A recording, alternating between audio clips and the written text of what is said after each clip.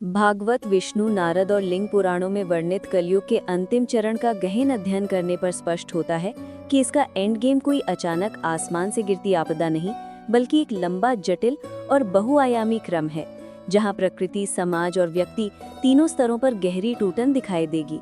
ग्रंथ कहते हैं कि जैसे जैसे शेष 4,27,000 वर्ष आगे बढ़ेंगे, धर्म का स्तंभ क्रमशः 4, 3, 2 और अंततः एक पैर पर टिकेगा, जिसका अर्थ है कि सत, दया, तप और दान, ये 4 गुण पहले कमजोर और अंततः लुप्त प्राय हो जाएंगे।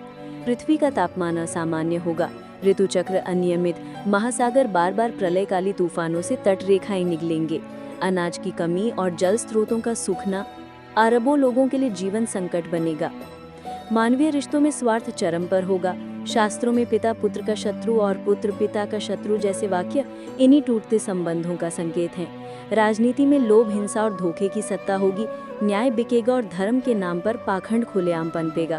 तकनीकी दृष्टि से मानव सभ्यता अत्यधिक विकसित होगी। कृत्रिम बुद्धि, जैव इंजीनियरिंग और अंतरिक्षीय शक्तियां इतनी आगे होंगी कि विनाशक हथियार और पर्यावरणीय असंतुलन किसी भी क्षण वैश्विक महाविनाश को जन्म दे सकते हैं।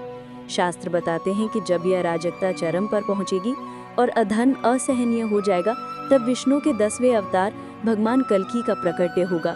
श्वेत अश्व पर सवार दहकती तलवार धारण किए वे पापी राजाओं और दुष्टों का संहार करेंगे, जिससे पृथ्वी पर धर्म और संतुलन पुनः स्थापित होगा। ये वर्णन केवल बाहरी घटना नहीं, बल्कि गहरी आध्यात्मिक प्रतीकात्मकता है। कल्कि हमारे भीतर की चेतना का वो तेज है जो अज्ञान, लालच और हिंसा को समाप्त कर नई सृष्टि की शुरुआत करता है।